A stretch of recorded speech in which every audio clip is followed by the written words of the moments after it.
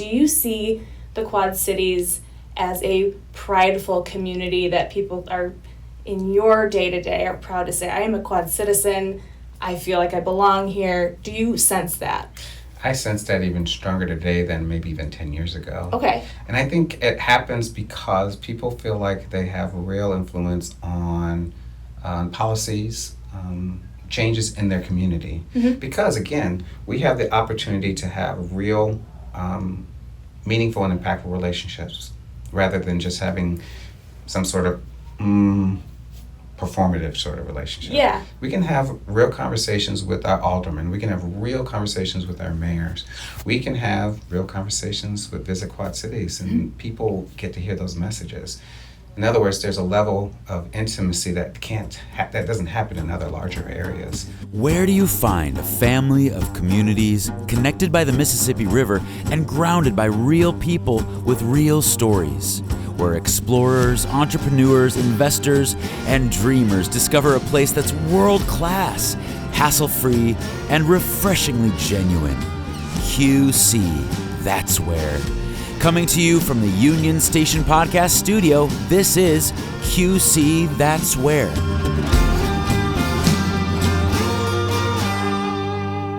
Welcome to QC That's Where. I'm your host, Katrina. Today I am with Executive Director of the Martin Luther King Jr. Center in Rock Island, Jerry Jones. How are you, Jerry? I am really good today, thank you. Happy to be here. Yay, I'm so happy that you're here. Before we started recording, we were talking about this room a little bit and how we are really excited to see just revitalization in, these historic buildings. We're sitting in a 100-year-old train station. Yeah, and so the fact that we can modernize and repurpose and reuse, I'm all for. I'm into. Soul of the City's coming up in September. You have made quite an impact on the Martin Luther King Jr. Community Center and the Quad Cities as a whole. So before we get into all that, I want to kind of get to know you. Okay. So tell me a little bit. I know you are not a Quad City native, but you came from the Chicago suburbs. Right. What brought you to the QC? Well, a while ago, I won't tell you what year, I decided to come to the Quad Cities to attend Augustana. And I graduated there with a degree in psychology. But I also met my wife there, and she's from the western suburbs of Chicago. So we have a really good idea of what a dense city life can be like.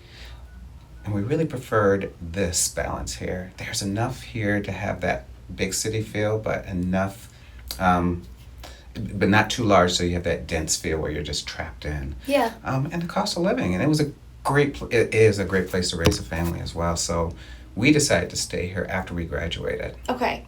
And did you propel immediately into the MLK Junior Community Center?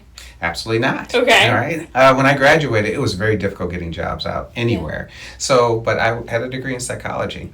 I sent out probably 60 to 70 resumes, finally being able to land at Family Resources working with troubled youth in residential care. Okay. It's one of the greatest jobs I've ever had. A very difficult job, a very rewarding job, not a high-paying job. So Sure. I worked 2 jobs at that point in time. Moved on to working with kids in foster care.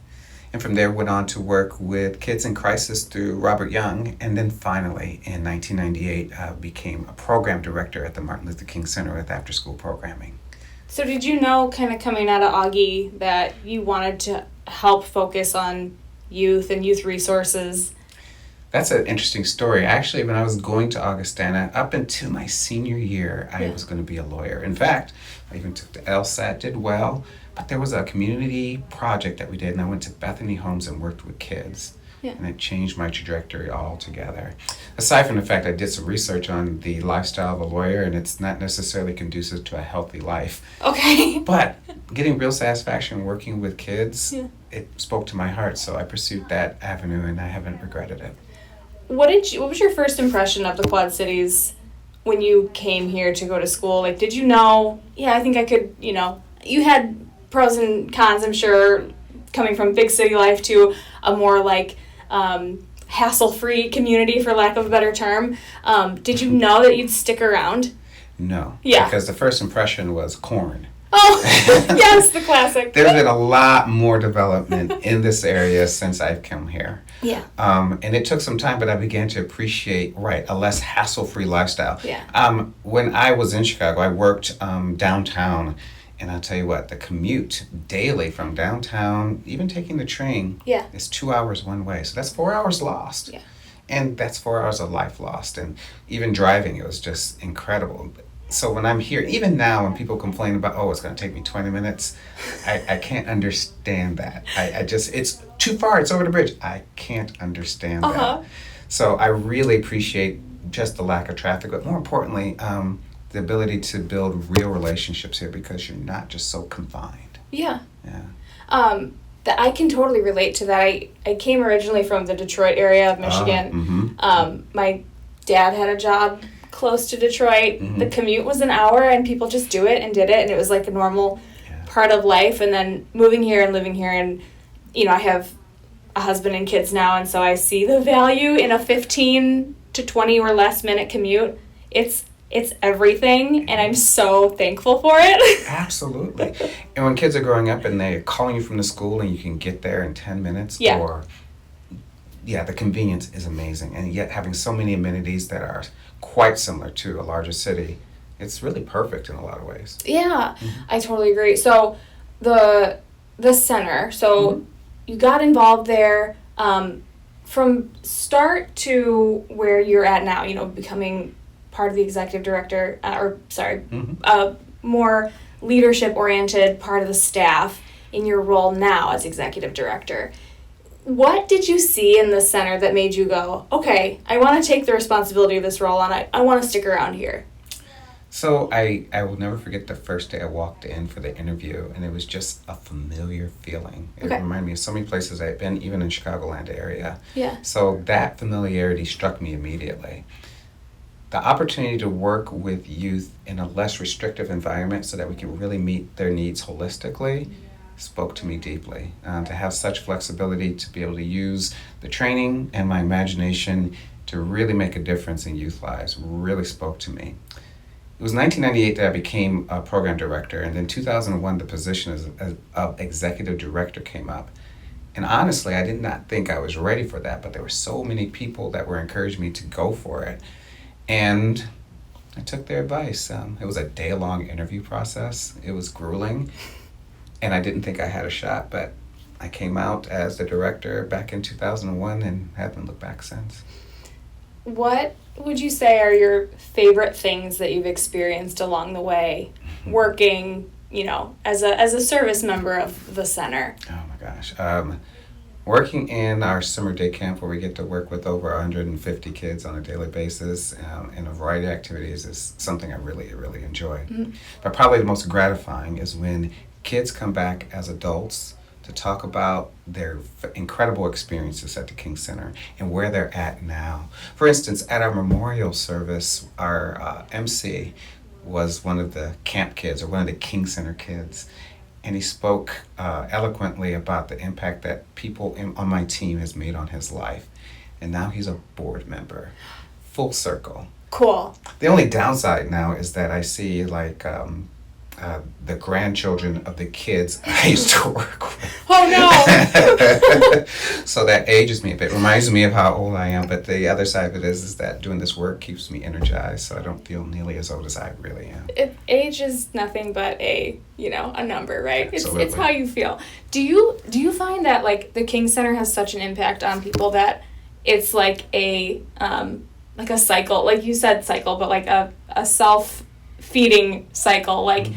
The kids come in, they grow up in it, and then they come back as adults and they want to help. They want to volunteer or work for you all or, be part of it in some way. That is absolutely true. Yeah. In fact, there's probably 2 or 3 of our full-time staff that were King Center kids now. Okay. And some of our camp counselors, they've been King Center kids. They want to come back. And one great example of how people still want to stay engaged is that when we advertise a summer day camp, we put it out there, and by word of mouth, we're filled in hours rather than days or weeks. Oh, yeah. So we become a real anchor, a real vital resource for that area in Rock Island.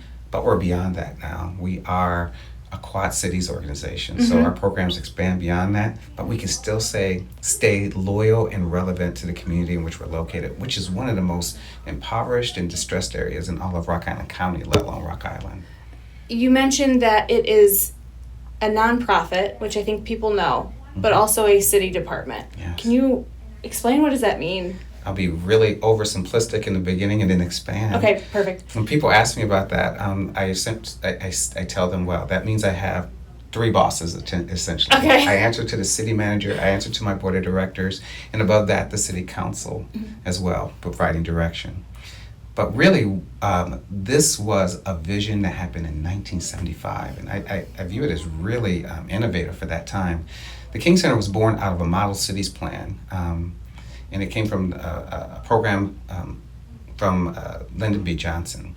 But it required citizens, communities, to be involved in the planning of revitalization. So it wasn't just a city official, it was the citizens, stakeholders, and city officials coming together. And it was a large comprehensive plan, and one special project of it was the Martin Luther King Center. And so built this center to be a central location for social services in the community. But also recognize that for it to be sustainable, we need to have a good funding source or a good foundation. And so immediately once it's complete, we opened on March 22nd, 1975. It was made a Department of Human Resources, and then later elevated to its own department, lending to its strong foundation and sustainability to have impact in the community. This is not something you typically see. No. I've looked, and there may be 2 or 3 similar organizations across the nation. But I do think it's a model that's worked very well as long as there's a complete understanding of roles and responsibilities between departments and city council and boards and city manager. Could you see a model like this catching on in other communities? Have you had anyone reach out saying, how do you do it? We want to bring this model here. I've had a couple of communities come forth, and I've seen other initiatives that are quite similar to this model. Okay. And what's beneficial to this is that municipalities rarely have enough resources to really provide the capacity they need to move the needle. Okay. I think the Quad Cities does a great job of that. But it lends towards creating silos in city departments. Departments like ours have the opportunity to connect across departments so that we can have a more meaningful impact with some of the services we're providing. For instance, we were able to have a community meeting to talk about the impact of moving the Centennial Bridge and that's very important for Davenport and for Rock Island. Yeah. But you get real community feedback at our center from real people so that there can be an informed decision making. And that's not something easily a city can do. I find it interesting that a model like this, and you all have been able to basically pave the way for how a nonprofit can also, work hand in glove with the city. And, the Quad Cities being a regional destination of multiple cities, you're benefiting, everybody benefits from the work of the King Center. And it's cool because it's one of those things that the Quad Cities is, pioneering yet again. I think if you step back and look at the Quad Cities holistically, it's a community of firsts. There are so many firsts that happen here that, I think if people know about it and are aware, it's totally, it's bragging rights, it's community pride. Yes. It's something that, makes you proud to share, hey, I live in the Quad Cities and we function this way, hand in hand with our city, or we had the first NFL football game at Douglas Park, or 100 different things of just the firsts, the pioneers, and leading globally in agriculture. All of these things really make for really good resident pride. And is that something, as somebody who works, serving the community, do you see the Quad Cities as a prideful community that people are, in your day-to-day, are proud to say, I am a Quad citizen, I feel like I belong here? Do you sense that? I sense that even stronger today than maybe even 10 years ago. Okay. And I think it happens because people feel like they have a real influence on policies, changes in their community. Because, again, we have the opportunity to have real meaningful and impactful relationships rather than just having some sort of performative sort of relationship. Yeah. We can have real conversations with our aldermen. We can have real conversations with our mayors. We can have real conversations with Visit Quad Cities, and people get to hear those messages. In other words, there's a level of intimacy that that doesn't happen in other larger areas. And so that does cultivate pride to know that, hey, my voice matters. At least it can have influence. The opposite is true as well, though, as when folks don't feel that their voice is heard, they also have easy access to make sure that their discontent is heard as well. And that lends to pride as well, I would say. That's a great point, too. It's really important that people feel like they have the avenues to make a change if they see that they need to do so. When did you feel, or was there a moment where you felt like, I'm a Quad citizen, like, this is my place? Wow, that's a great question. I think the first time I complained about parking being a block away was when I was a Quad Citian. That's fantastic. Yeah. When you drive into Chicago, to get a block away is a score. Oh my gosh. Yes. But here it's different, and that's when I remember that moment. I said, wait a minute. I've been here for a while. I have expectations now. I understand. I found myself having the same kind of like thoughts, like, oh yeah, I used to drive 45 minutes to my internship. Now I walk 45 seconds from the parking lot, and it's a whole new thing. That's fun. So can we talk about Soul of the City? Please.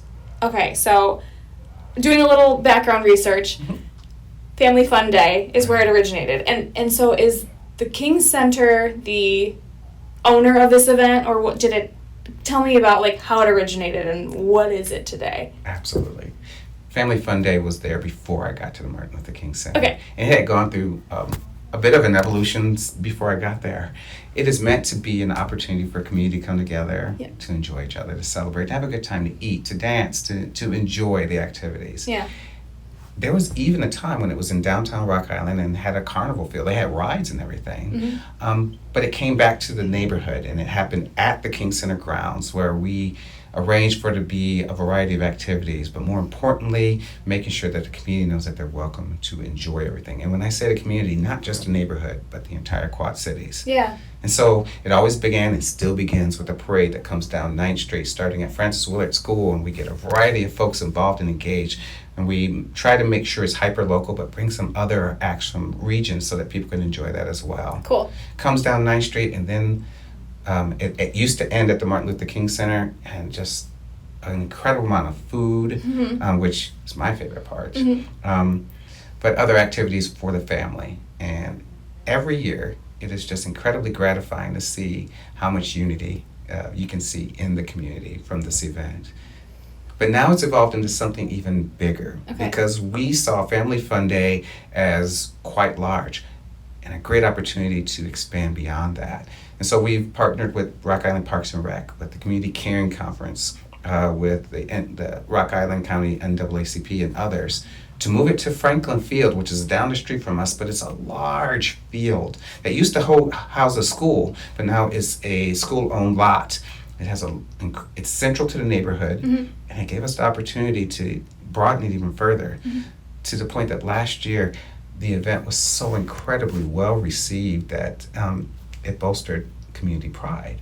There were so many superlatives that expressed to me, to my team, so we're incredibly excited this September 5th to see if we can duplicate that and stand on the ground to go even larger in the future. So if you're listening before September 5th, definitely attend Soul of the City. If you're listening after, please listen to what it will be next year in 2027, right? Absolutely. Because this isn't going anywhere. We've seen decades and decades of success with this event. What do you think it is that you can, hang your hat on with Soul of the City that makes it something that's worth recreating again year after year and building upon year after year? People are always not surprised, but feel so incredibly welcome and enjoy so many different activities. Mind you, it's not just food, there are information vendors, so you have an opportunity to find out what's going on in the Quad Cities. Yeah. There's education about, we plan to have education about voting opportunities. the inflatable rides are what kids just love and adore. Yeah. So now you can bring your kids, they can do, and it's free. Let's not forget that aspect. Okay. It's free. Now, we do invite food vendors, and they do charge for the food, but otherwise, it's a great event to come to with your family and not to worry about cost. Yeah. So it's a real opportunity to connect on different levels and different ways for the entire community. Our biggest challenge is getting more and more people to come because there's so many other things going on during that day. But last year, I would say we had close to 3,000 people come to the Soul City, so I want to be careful I don't get too many folks coming. It sounds like something that would be great for somebody who maybe just moved here or somebody who's got family or friends visiting in town, and it's like a good way to showcase a sampling of what the Quad Cities can offer. Absolutely. From the food to the music to, like you said, the information vendors, just what is out there. Very cool thing for you guys to be at the center of. Yeah. And so this year for September 5th, 2026, want to make sure we're identifying the date so that we don't disappoint anybody, but so September 5th is coming up, just a couple weeks away. What is like the one thing, if you had a pitch, just you gotta come for the blah, like what would you say is that hook that people need to come check out this year? Oh, there's just so many things. And that's great. Come for the variety of food. There's probably 15 or more different food trucks or vendors there. So you're going to get a sampling of what exists in the Quad Cities. And that's fantastic for me. But also, it's a safe, wonderful place for your kids to have a great time. So if you have a family, you get to have a taste of everything. But if you're going to ask me, come to eat. Come to eat. Please. I'll be there. That sounds fantastic. And my kids love the bounce house inflatable. Oh man, the things. Slides, the jousting, all of that. The great jousting, stuff. yes. Like on a, or is it like one of those inflatable balance things? Okay, I'm there. I wish I could play too. Right. Yeah, maybe next year. So let's step back a little bit and talk Quad Cities. So, Jerry Jones on a Friday or Saturday. Let's assume you don't have any other obligations. What 2 or 3 things are you gonna fill your day with? Oh, that's great. So Friday, I'm likely going to be down at Mercado on 5th. It's an incredible, wonderful event every Friday during the summer months, if you will. Yes. And I encourage everyone to come down there and enjoy the atmosphere and enjoy the food, because I'm going to be at food places. But the music, the acts, the culture is just so phenomenal. It is I think it's one of the greatest things that we have in the Quad Cities. Saturday, you might see me around here at the farmer's market, or decompressing for the week at my own home. But there are just so many different things that we could get engaged with.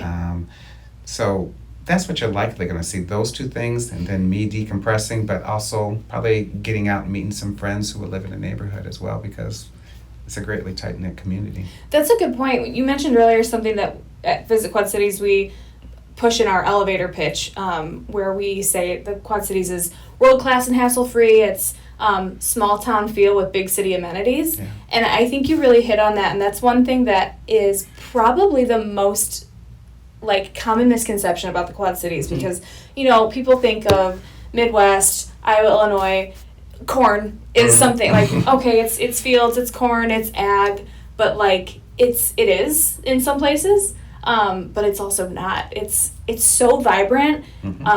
We are the creative capital of the Midwest. We have such legacy organizations like the King Center. The fact that you mentioned the farmers market. It's a half block down, and you can walk from there to here and get a bunch of different experiences between the Iowa and the Illinois border. Walk across the I-74 bridge with the pedestrian access walkway.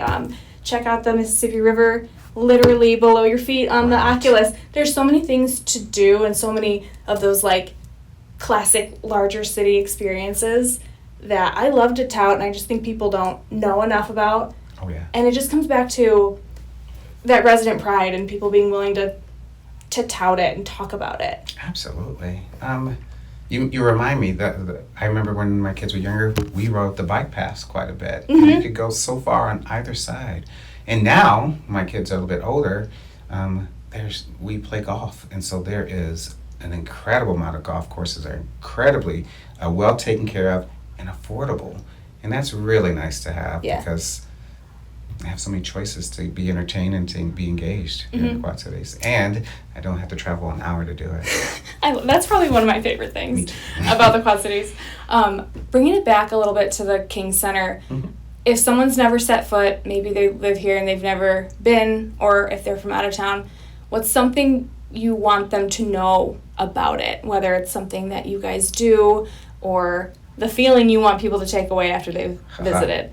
So one thing the feeling I know that many people get from the King Center is they feel like they're at home. Yeah. But things I want to would incite some interest into us is that we do have our after school programs there. We also have one of the few STEAM labs in the area in our building: science, technology, engineering, arts, and math. And we utilize that for our after school and summer day camp and as a community resource. Okay. But we also have a large banquet room for folks to be able to rent for their own family events at a very low rate, and it's a very high quality facility. And some of the art that we have inside and outside of a building, murals inside and outside of the building. So it is a multi-layered experience if you come to the King Center. And I will say this to anyone wants to come, we love to give tours of our facility as well. The STEAM lab, you called it? Yeah. Is that an all ages, like student Yes. access place, like field trips, or do you guys host your own classes in there? How does that kind of function? Mostly we host our own classes Okay. in there, and we utilize a program called STEAM on Wheels run by Sam McCullum. Okay. He has his own STEAM lab as well, and he is, I want to say, is an expert in the area. Sure. So right now we provide classes to a variety of age levels within our programming, but we're aspiring to be able to do so within school districts. Okay. But also, it's a great facility, so maybe we could rent it out for a birthday party for a young kid to learn something. Right. So yeah, it has a lot of possibilities. More importantly to us though, it encourages folks to dream and aspire, right? Too many times in nonprofit world and impoverished areas, you have this sense of the opposite of abundance. And we want people to dream beyond that anything can be possible if we can work towards it. I love hearing about that, and the reason I asked more is just because it's just another illustration of how organizations around here in the community working together, it doesn't just talk the talk, it walks the walk. And seeing that, you've got a STEAM lab, you've got a center, you've got resources and facilities that can be broadened and opened up to the wider region. It's not just for Rock Island. It's for it's for anybody who can set foot in and learn about it and show interest. So I think that's cool that you guys have that available. Can we talk a little bit too about just like revitalization? Sure. We had talked a little earlier before the recording about West End revitalization. How do you see yourself helping to propel that forward? Absolutely. So West End revitalization is something different and important for us to be doing. We are located in the West End Rock Island.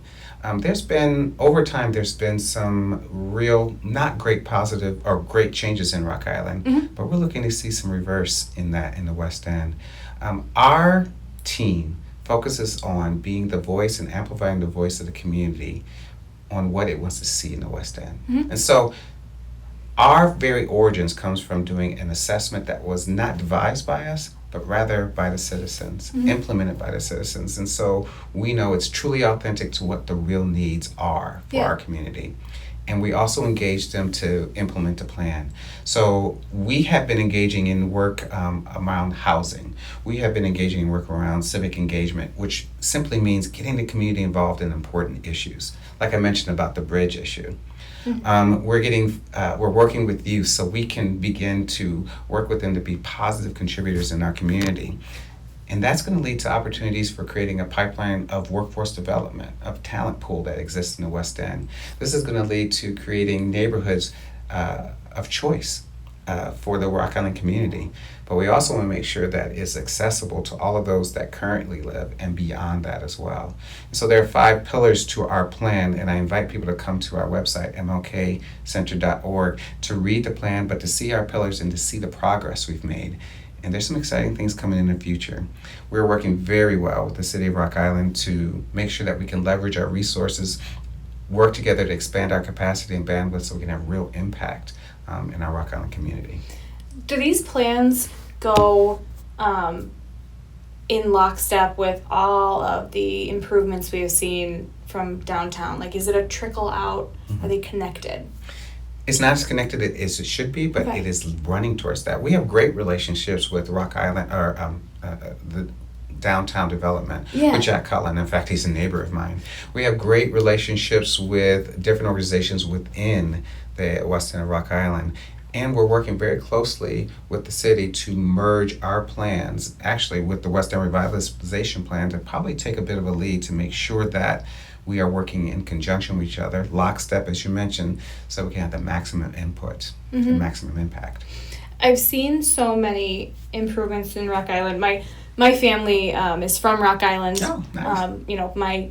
My great-grandparents immigrated from Sweden and set in Rock Island. So my grandparents were here, my parents grew up here, so I've been in and around Rock Island my whole life, essentially, and just even living here as the last nearly 15 years in like my adult life, I've seen a huge 180 in Rock Island, and it's been fun to watch. And I know my grandparents would be proud, and they would think it was cool and neat to see the community working together to just, okay, what works here? What do we want to see? What do we need to improve on? And so the fact that, it's not just downtown focus. There's other sectors of the city and the broader Quad Cities that are all working toward the same goal is really important. So what would you like to see in, 5 years, 10 years for this revitalization? I would like to see, being very strategic, or being very big picture, a community that's very excited about the work that Western Revitalization is doing. And that would manifest in their engagement and involvement in working with Western Revitalization. I would like to see a neighborhood that's looking like it's even more cared for than it currently is, because there are some incredible citizens that do wonderful work in their homes, in parks, and this can expand.